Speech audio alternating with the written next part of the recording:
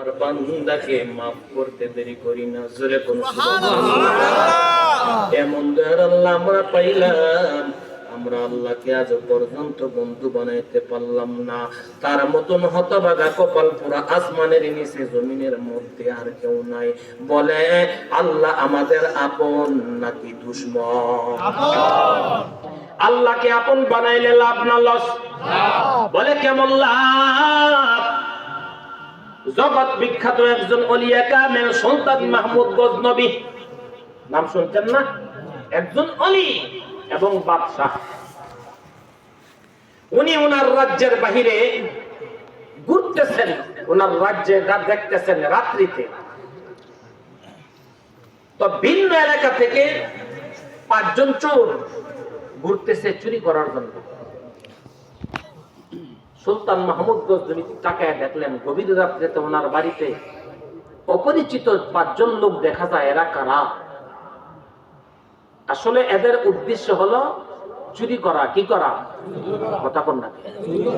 আর সুলতান মাহমুদ গজনবী উঠছে, সে কিছুক্ষণ ঘুরে তাহাজ্জুদের নামাজ ওযু করে তাহাজ্জুদের নামাজ পড়ে।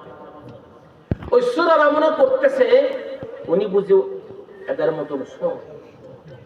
আর সুলতান মাহমুদ গজনবী মনে করতেছে 5 জন লোক দেখা যায়, এরা কি তাহাজ্জুদের নামাজ পড়ার লাগে নাকি ঘুরতেছে না কেমনে? কারণ যে কোয়ালিটি তার ধারণা কিন্তু কি সেই কোয়ালিটি। চুরি করে পুষ্কুনির পার হাত ধোয়ার জন্য নামছে শেষ রাত্রে। ওই পাশে আল্লাহর এক বান্দা ওযু করার জন্য পুষ্কুনির পারে নাই মা ওযু করতেছে। যিনি ওযু করে তিনি ভাবতেছে ওই পারে যে বান্দাটা দেখা যায় এমন ওযু করে। আর চোরাই মনে করতেছে আরে সারা রাত একলা চুরি করলাম, তখন যদি আমার মতন আরেকটা চোর ওই পারে হাত পাও দিতেছে। তাহলে বোঝা গেল যে যেরকম তার ধারণাও এরকম। চোরের লিডার ডাক দিয়ে বলতেছে এই এদিকে একা একা চুরি করে মজা পাইছে না, আমাদের দলে আসো, দল বাড়ি করো, মজা পাইবে। সুলতান মাহমুদ গজনবী কয় কি রে, আমি রাজা, আমি তাহাজ্জুদের নামাজ পড়তে বসছি আর আমার একটা চুরি করতাম, ঘটনাটা কি দেখি তো আসলে বিষয়টা। সামনে গেছে, কয় তোমার বাড়ি কই? উনি যে সুলতান মাহমুদ গজনবী এর আবার চিনে না। বাড়িতে কি করবেন ভাই, কি জন্য ডাকছেন? বলে আমরা চুরি করতে আসছি, আমরা চুরি করব। সুলতান মাহমুদ গজনবী বলেন তোমরা যে চুরি করবা তোমাদের অভিজ্ঞতা আছে? কোন কি অভিজ্ঞতা? মানে 100% অভিজ্ঞতা। বলে কেমন? আমি চোর, আমার বাবাই চোর, আমার দাদাই চোর, আমার 14 গোষ্ঠী সব চোর, আমরা চোরের গোষ্ঠী। এটা না কেমন অভিজ্ঞতা? বলো মিয়া। আছে ওনার অভিজ্ঞতা। কেমন? আমার অভিজ্ঞতা হলো হাতের মধ্যে। আল্লাহকে বন্ধু বানাইলে যে কি লাভ এটা বোঝানোর জন্য বলতেছি, কষ্ট হয়? বলে আমার অভিজ্ঞতা হাতের মধ্যে। কেমন? যে তালার সামনে গিয়ে যখন খালি মারি, যত দামি তালা হোক পট করে তালা খুলে যাবে। তাহলে অভিজ্ঞতা সাংঘাতিক না? চাবির দরকার পড়ে না। সুলতান মাহমুদ গজনবী কয় তোমার অভিজ্ঞতা তো চমৎকার, তোমার সাথে চুরি করে মজা পাবে। আরেকটারে জিজ্ঞাসা করে তোমার অভিজ্ঞতা কি? কয় আমার অভিজ্ঞতা হলো নাকের মধ্যে। তো সেটা কেমন? আমি স্টিলের আলমারি, তারপরে সিন্দুক, যে সমস্ত দামি আসবাবপত্রের ভিতরে মানুষ টাকা রাখে, আমি এগুলার সামনে গিয়ে যখন নাকটা যখন টান দিই তখন আমি টাকার গ্যারান পাই। টাকার একটা গ্যারান আছে না? বিশ্বাস না হলে 1000 টাকার একটা বান্ডেল নায়ের সামনে নিয়ে দেখি একটা গ্যারান পাইবেন। ঠিক না বেঠি? গ্যারান নিতে গিয়ে অজ্ঞান হয়ে যাবে। এরপরে সুলতান মাহমুদ কে তাহলে তোমার তো ঠিক আছে, ক্যারেক্টারে জিজ্ঞাসা করে তোমার অভিজ্ঞতা কি? বলে আমার অভিজ্ঞতা চোখে। বলে কেমন? একজনকে আমি 20 বছর আগেও যদি দেখি 20 বছর পরে হইলো তার আমি চিনি। আরেকটারে জিজ্ঞাসা করো তোমার অভিজ্ঞতা কি? আমার অভিজ্ঞতা হইলো আমি কুকুরের ভাষা বুঝি। সুলতান মাহমুদ বলেন ঠিক আছে, তোমাদের অভিজ্ঞতা পারফেক্ট 100%, তোমাদের সাথে চুরি করে মজা পাইবো। এক কাজ করো, লও চুরি করি। সুরের লিডার ডাক দেওয়া বলতেছে মিয়া তুমি তো অনেক চালাক মানুষ। বলে কেমন? কি আমাদের অভিজ্ঞতা তুমি শুনলাম, তোমার অভিজ্ঞতা তো বললাম। তোমার অভিজ্ঞতা বলো, তাইলে না মাল জাল যা আছে সমান বাক্কাল করে নিব। আমার অভিজ্ঞতা একটা আছে। বলে কি অভিজ্ঞতা? যে আমার অভিজ্ঞতা হলো দাড়ির মধ্যে। বলে কিভাবে? যে দাড়ি যখন ডান দিকে হেলায় তাহলে জাল মাপ, বাম দিকে হেললে ফাঁসি মাপ। ওরা কয় আরে আপনার অভিজ্ঞতা নেই, চুরি করে ধরা খেলে জেল হইতো না, ফাঁসি হইতো না, তাহলে তো অনায়াসে একেবারে আরামসে নিরিবিলি একদম আওয়াজ ছাড়া সারা রাত চুরি করবো। চলো কার বাড়িতে? জমানার বলে একজনের বাদশা আছে সুলতান মাহমুদ, এর বলে অনেক সম্পদ, লয়ের বাড়িতে চলো। গেট দিয়ে ঢুকতেছে, কুত্তা বলে এই রাজদরবারের সৈন্যবাহিনী সকলেই সাবধান হয়ে যাও, রাজা তার রাজকীয় মেহমান নিয়ে রাজদরবারে ঢুকতেছে, কেউ কিন্তু বেয়াদবি করবা না। যে কুকুরের বাসা বোঝে, হ্যাঁ কয় ব্যাপারটা কি রে? জীবন ভরে শুনছি মানুষের মাথা খারাপ বলে পাগলা কারা কিনে যায়, এখন যদি মানুষের না কুত্তার মাথা খারাপ হয়েছে যাই চুরি করতে, আমরা বলে রাজকীয় মেহমান। আলমারির সামনে গেছে, তালা দিছে, তালি দিছে, তালাক হয়ে গেছে, নাক দিয়ে গ্রান দিছে, 1000 টাকার ভান্ডাল স্বর্ণ গয়না যা আছে সব গাঁটটি বাঁধছে, 6 গাঁটটি, 6 জন তো লোক। তো সারা রাত্র যখন বাদশার দরবার থেকে গাঁটটি যখন বাঁধছে, অনেক সময় লাগছে, তো 5 জনের মধ্যে 1 চোরা ছিল আবার অলস।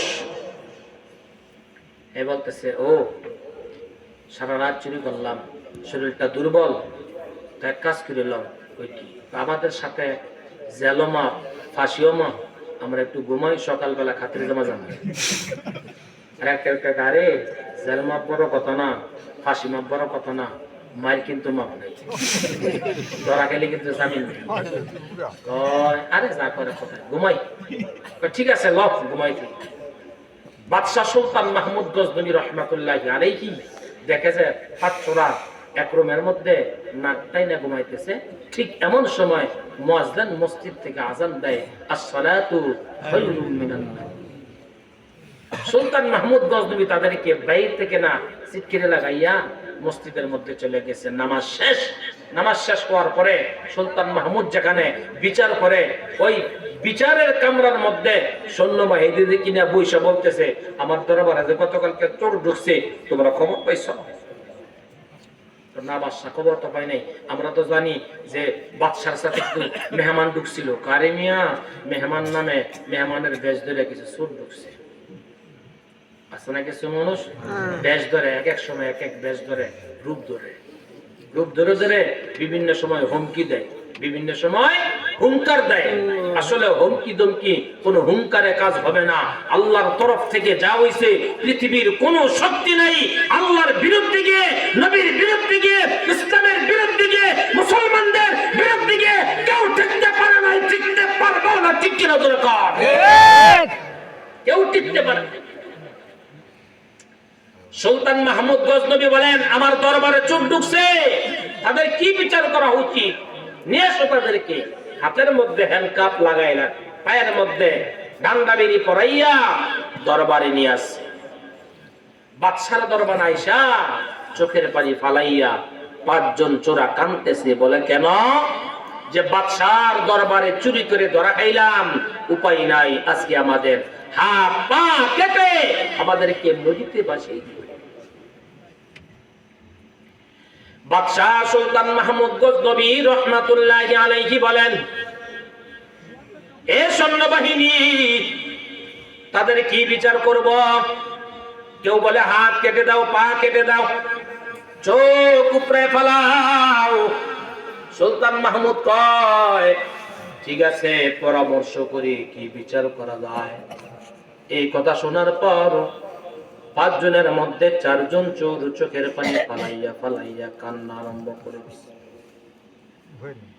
5 জনের মধ্যে 4 জন চোখের পানি ফালাইয়া কান্দে, কি জন্য? বাদশার দরবারে চুরি করতে আসলাম, আজকে আমাদের উপায় নাই, আমরা ধরা খেয়ে গেছি, আমাদের কোনো উপায় নাই, আমরা ধরা খেয়ে গেছি।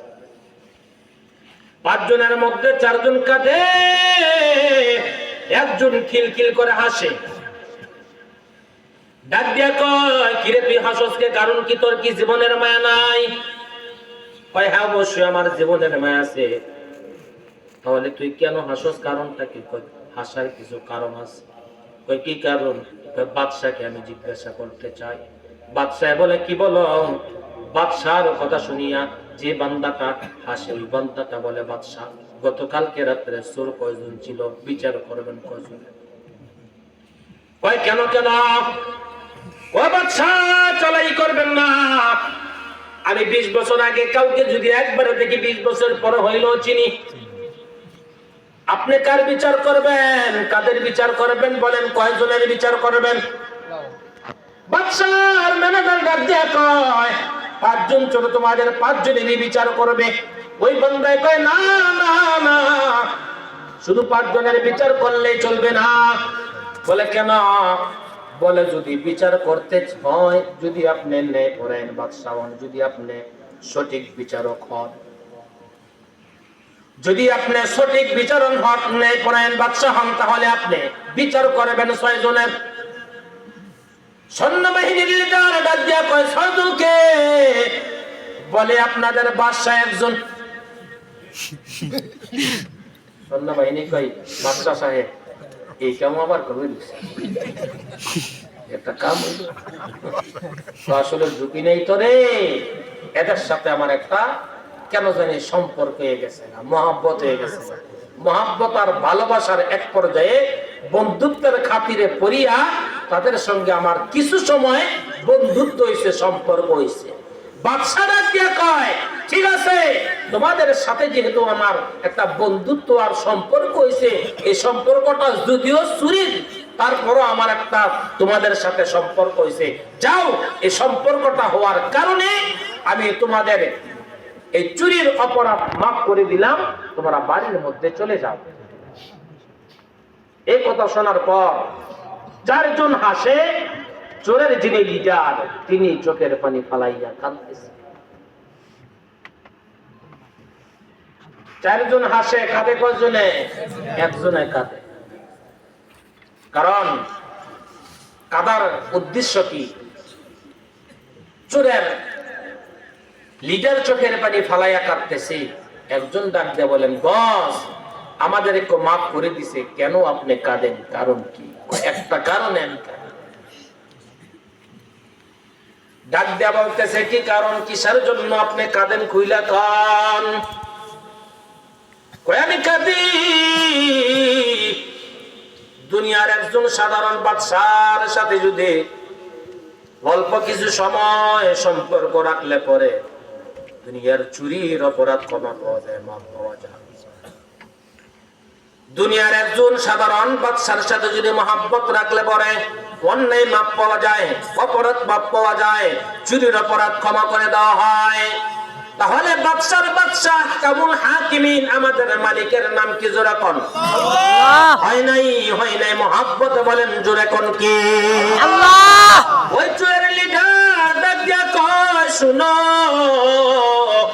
আজকের থেকে ওয়াদা করো আর জীবনে কোনোদিন চুরি করব না, আর কোনোদিন অপরাধ করব না, অন্যায় করব না।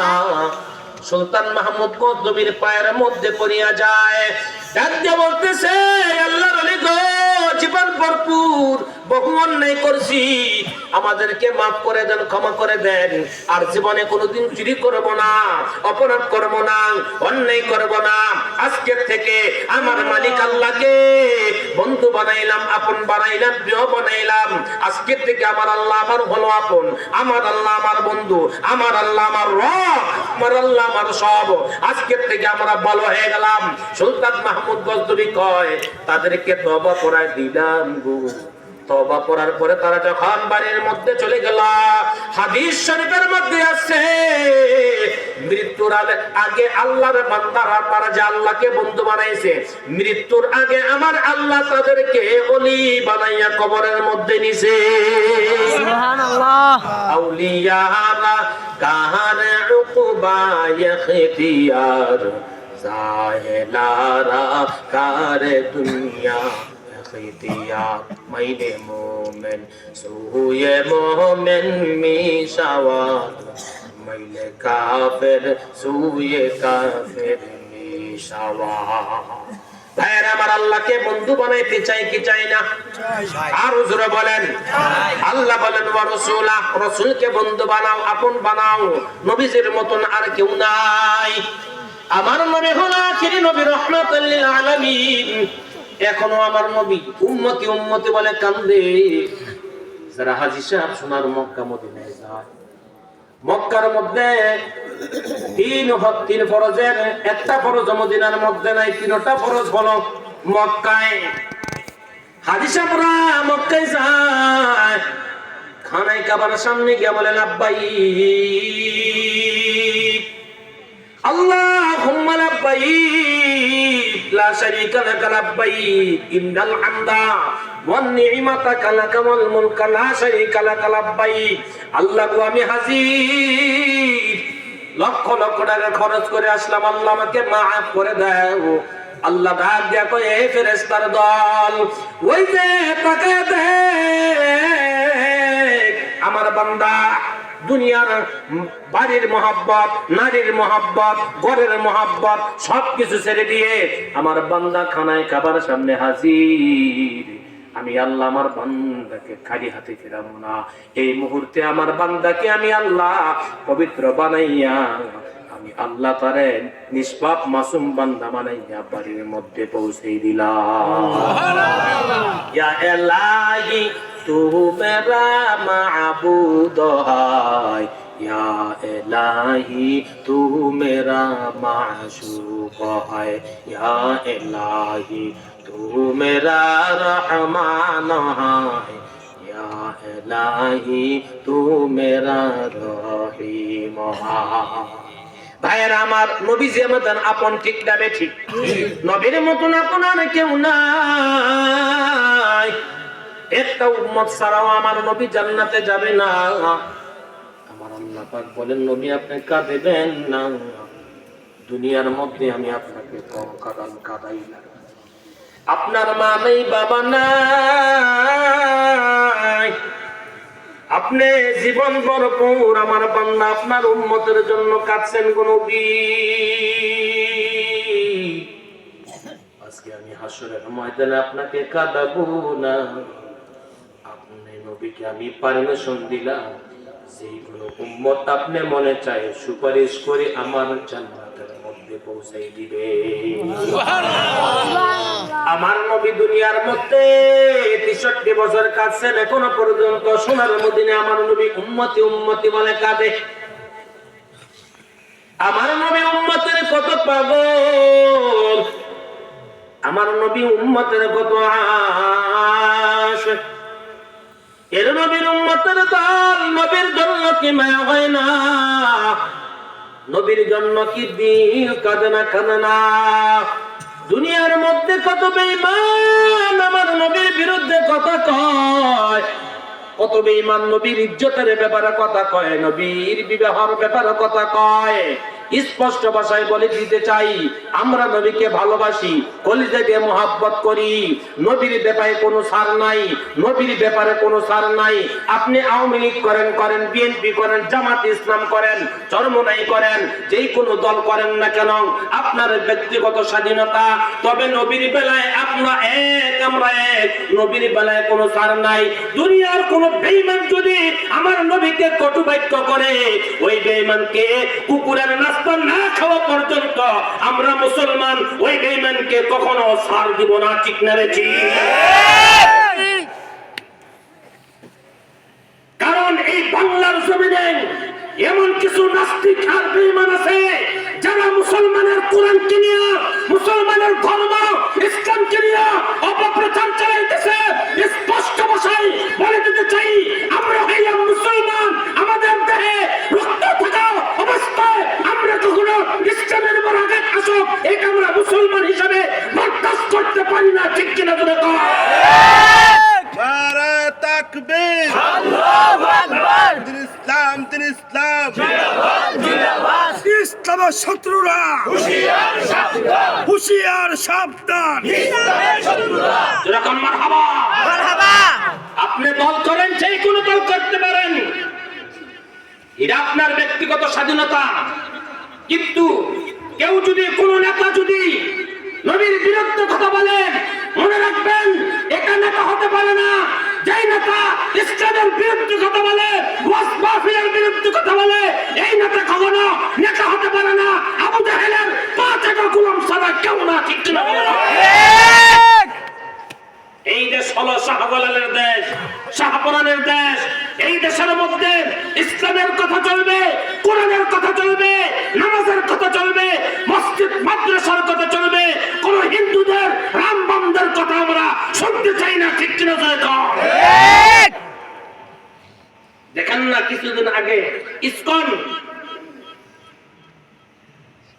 1966 সালে আমেরিকার নিউ ইয়র্কে এটা আবির্ভাব হয়েছে। বিশ্বের বহু দেশে হিন্দুদের একটা সংগঠনের নাম হলো ইসকন। এটার কাজ কি বলে? এটার কাজ, প্রথমত কাজ হলো তারা বিশাল বড় বড় মন্দির বানাবে এবং তারা মাঝে মধ্যে এরকম সভা সমাবেশ করবে। সভা সমাবেশের তাদের প্রথম কর্মসূচি হলো অন্য ধর্মের বিরুদ্ধে যারা উস্কানিমূলক বক্তব্য দিবে। এজন্য পৃথিবীর যেমন ইরাক, ইরান, ফ্রান্স, এরপরে পাকিস্তান, এরকম অনেকগুলো দেশ আছে, 12-13টা দেশে বর্তমানে ইসকন নিষিদ্ধ করা হয়েছে। বাংলার জমিনও হিন্দুদের সংস্কৃতি, এই হিন্দু সংগঠন ইসকন এই বাংলার জমিনে দাঁড়াইয়া বিভিন্ন সময় মুসলমানদের ইসলামের বিরুদ্ধে, কোরআনের বিরুদ্ধে কথা কয়। আমরা স্পষ্ট ভাষায় বলে দিতে চাই, বিশ্বের যেমনিভাবে ইসকনকে নিষিদ্ধ করা হয়েছে, অচিরেই বাংলার জমিনে ইসকনকে নিষিদ্ধ করতে হবে। আর না হয় বাংলার মুসলমান ঘরে বসে থাকবে না। যেরকম ঠিক কিনা? আশা করি এই বার্তা আমাদের উলামায়ে কেরাম, মুসলিম তাওহীদের জনতার এই বার্তাটা বর্তমান যারা সরকারের মধ্যে আছে এদের কান পর্যন্ত পৌঁছেছে। এটা নিয়ে আলোচনা চলতেছে। আল্লাহ পাকের কাছে দোয়া করেন এই সিদ্ধান্ত যেন হয়, ইসকনকে যেন নিষিদ্ধ করা হয়। যেরকম আল্লাহু আকবার, আল্লাহু আকবার। তাহলে আল্লাহর বেলায়, নবীর বেলায় কোনো ছাড় নাই। কোন ছাড় আছে না। কেউ যদি আমার নবীর বিরুদ্ধে কথা কয়, আমার বাপও যদি হয়, আমার বাপ, আমার জন্মদাতা পিতাও যদি হয়, যে নবীর বিরুদ্ধে কথা বলে, জবাই করতে আপনাদেরকে লাগবে না, আমি একাই যথেষ্ট। বলে কেন? যে আমার বাবার চাইতো আমি কোটি কোটি গুণ মহব্বত করি আমার নবীকে। ঠিক না বেঠি? ঠিক। এজন্য আল্লাহ বলেন, ওয়ামাইয়া তাওয়াল্লাল্লাহা ওয়া রাসূলাহ, নবীকে কেন মহব্বত করবা জানো? নবী হলো তোমাদের কলিজার আপন। সাহাবায়ে কেরাম নবীর জন্য জীবন দিত, নবীর মহব্বতে জীবনটা পর্যন্ত সাহাবায়ে কেরাম দিয়ে দিত। নবীর জন্য এত পাগল ছিল আবু বকর, নবীর জন্য এত পাগল ছিল হযরত ওমর, নবীর জন্য এত পাগল ছিল হযরত উসমান। নবী আমার ডাক দিয়ে কয়, আমার উসমান, আমি নবীর কেমন পাগল ছিল জানো? উসমানের প্রশংসা করতে গিয়ে আমার নবী কয়, ক্বালান নাবিয়্যু সাল্লাল্লাহু আলাইহি ওয়াসাল্লাম লিকুল্লি নাবিয়্যিন রাফীকুন ওয়া রাফীকি আনি ফিল জান্নাতি উসমান ইবনুল গফফার। এ সাহাবীরা শুনো, জান্নাতের মধ্যে প্রত্যেক নবীর এক একজন করে বন্ধু থাকবে গো। আমার বন্ধু থাকবে কে তোমরা জানো নি? বলে আমার বন্ধু থাকবে আমার উসমান। সূরা কোন সুবহানাল্লাহ। আমার নবী কেন উসমানের কথা বলেছেন? কারণ কি? বলে কারণ কি? আমার নবী ডাক দিয়ে কয়, সাহাবীরা শুনো, একজন ধনী আছে আসমানে, আরেকজন ধনী আছে জমিনে। আল্লাহ বলেন, ইয়া আইয়ুহান নাস আনতুমুল ফুকারাউ ইলাল্লাহ ওয়াল্লাহু হুয়াল গনিয়্যুল হামিদ।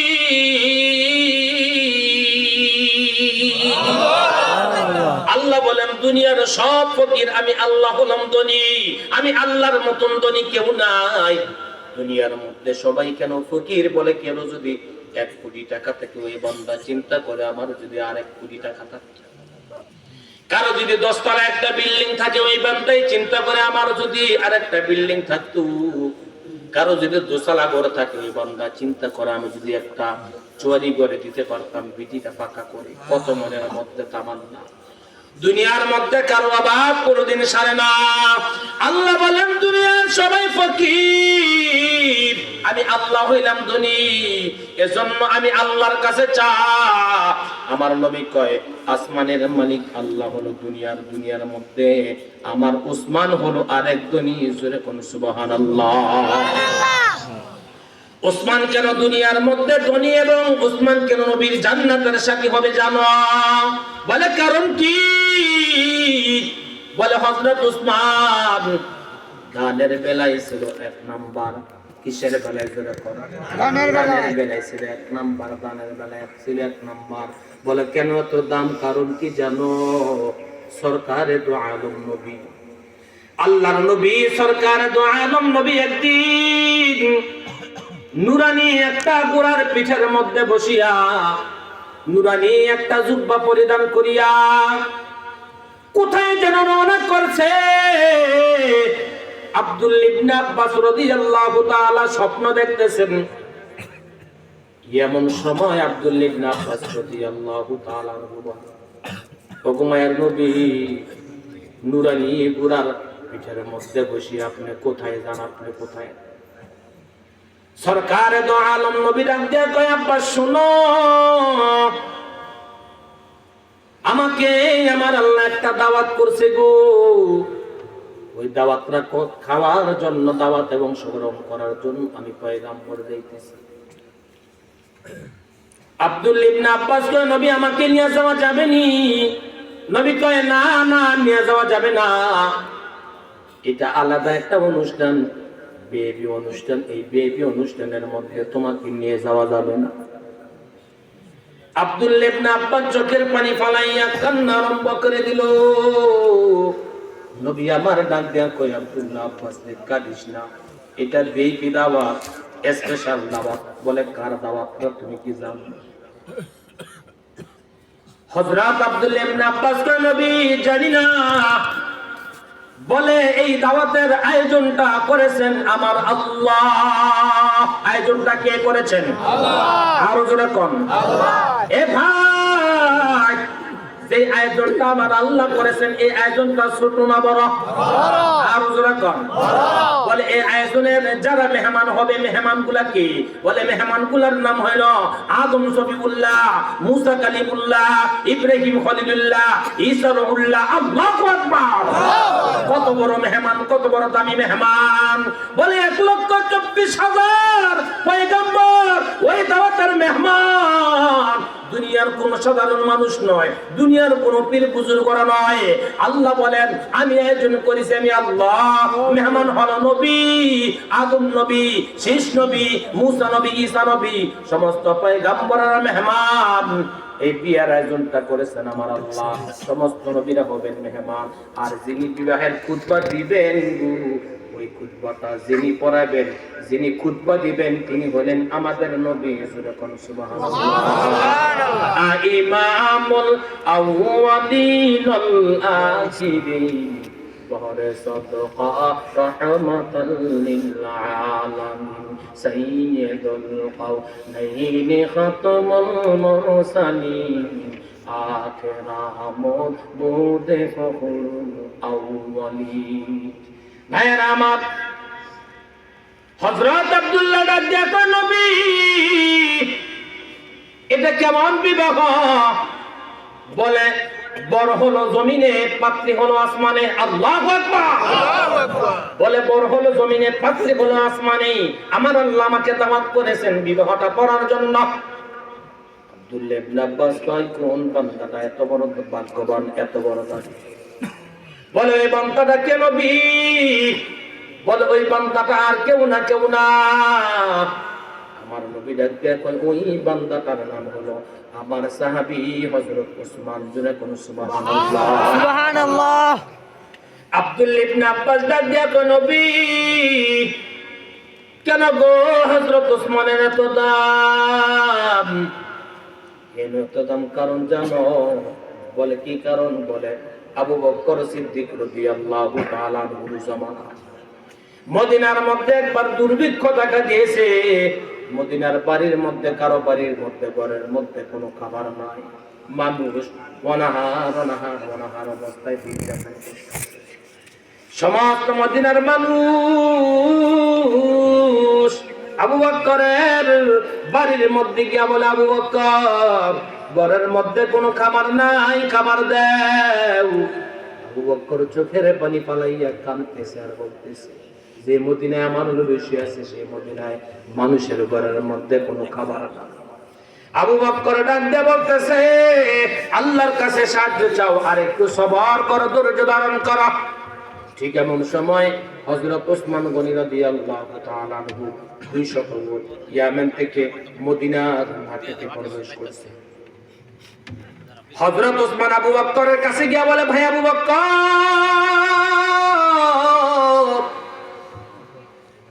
যে এই মদিনায় আমার নবী শুয়ে আছেন গো, ওই মদিনার মধ্যে মানুষ অনাহারে থাকবো গো, আমি ওসমান সইতে পারবো না। আমি এক কাজ করব। বলে, কি করবা? যে ইয়ামেন দেশ থেকে যে 200 উট মাল বোঝাই নিয়া মদিনার মধ্যে ঢুকছে, সমস্ত মাল আমি মদিনার মানুষের নামে দান করে দিলাম। এজন্য আল্লাহ পাক হযরত ওসমানকে এত দামি বানায় দিয়েছে, জান্নাতের মধ্যে বিবাহ পড়াইতেছে আমার আল্লাহ। এ ভাই, ও চেঙ্গাদের মুসলমান যুবক ভাই, বৃদ্ধ বাবাজিরা, চক্ষু বন্ধ করে দেখেন, ডাইনে বামে সামনে পেছনে একটু নজর করে দেখেন। আপনার সাথে আজকে অনেকে আছেন গো, আগামী বছর এই জায়গার মধ্যে মাহফিল হবে, হয়তো আর আপনি নাও থাকতে পারেন, আমি নাও থাকতে পারি। অনেকের মাকে কবরে নামাইছেন, মা কেমন মাকে বলতে পারেন না, বাবা কেমন বাবাকে বলতে পারেন না। কেমন ছিল আপনার বাপ, কেমন ছিল আপনার মা, আজকে মাকে বলতে পারেন না। চোখ বন্ধ করলে মার চেহারা চোখের সামনে ভাইসা যায়, চোখ বন্ধ করলে বাবার চেহারাটা চোখের সামনে ভাইসা যায়। মার মতন বাবার মতন আপনার কেউ নাই, কেউ নাই। মার কথা বাবার কথা কি স্মরণ হয় না? কত মানুষ আছে গরিব ফালা থাকা অবস্থায় মা মারা গেছে, বাবা মারা গেছে, সন্তানের সুখ দেখা যেতে পারে না। আজকে সন্তান লক্ষ লক্ষ কোটি কোটি টাকার মালিক হয়েছেন, তো আদরের মা। কারণ দুনিয়ার মধ্যে কত আপন পাওয়া যায়, মা বাবার মতন আপনার এমন দরদি পাওয়া যায় না। জোরে কোন ঠিক করে জানি না, কে জানি মাকে হারাইছে, কে জানি আদরের বাবাকে হারাইছে।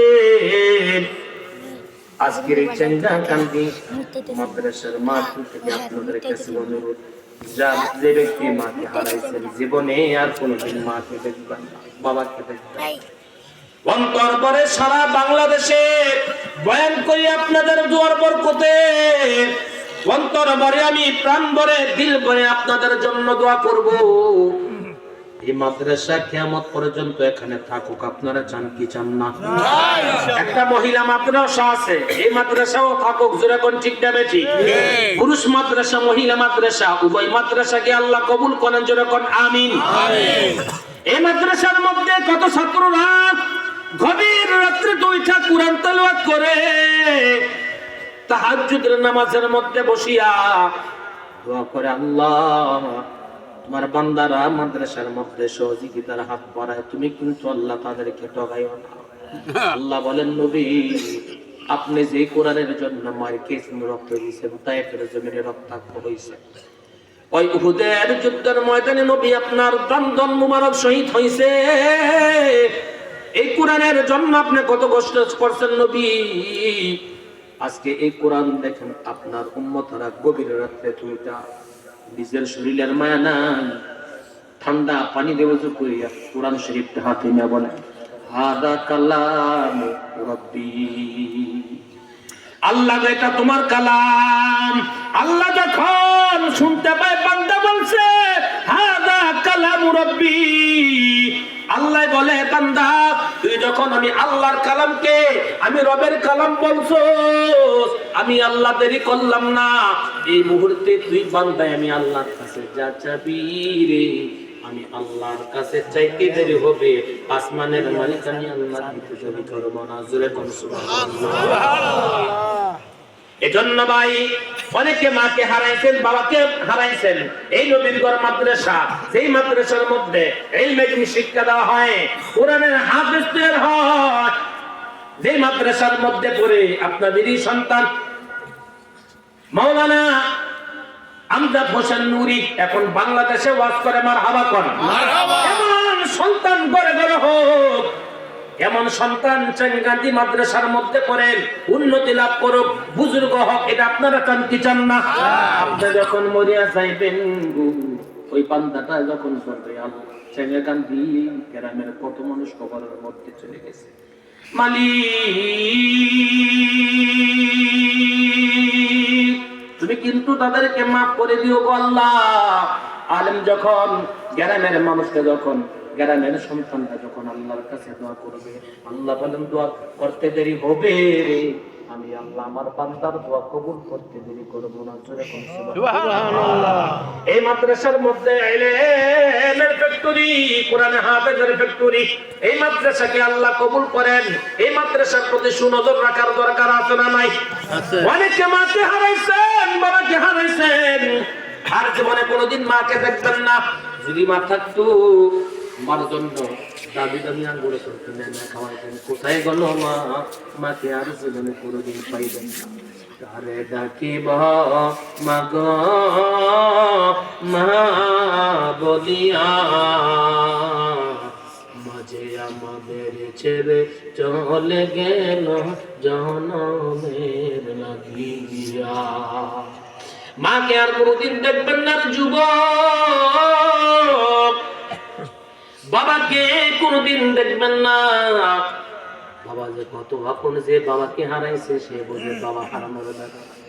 নিজের চোখে দেখছে সন্তান কিনে বাবা হোটেলের মধ্যে ঢুকছে, দুপুর বেলা খাবার খাওয়ার পর মিসিয়ারকে ডাক দিয়ে বলে, বাবা ও মিসিয়ার, হোটেলের মধ্যে কি আছে? বলে ইলিশ মাছ আছে আর ডাউল আছে।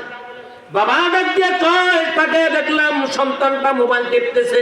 বাবা মিসিয়ারকে কয়, মিসিয়ার আমার সন্তানের প্লেটের মধ্যে একটা ইলিশ মাছ দিয়ে আমার ডাল। আমি দেখলাম বাবা ডাল দিয়ে ভাত খায়, সন্তানকে ইলিশ মাছের ভাজা খাওয়ায়। এমন আদরের বাবা যারা হারাইছেন, আর জীবনে কোনোদিন বাবার চেহারা দেখবেন না। বাবার কলিজার টুকরা বাবার নামে কি আছেন? নবীর ঘর মাদ্রাসার মধ্যে 50,000 টাকা দিবেন। আমি অন্তর ভরে দোয়া করব, আল্লাহ গো তোমার বান্দা আদরের বাবার নামে, আদরের মার নামে 50,000 টাকার মায়া করলো না গো আল্লাহ।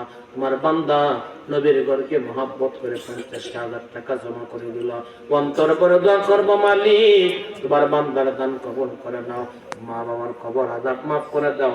আল্লাহ গো কবরকে বেহেশতের বাগান বানায় দাও। জোরে সোরে বলেন আমিন, আমিন। আল্লাহ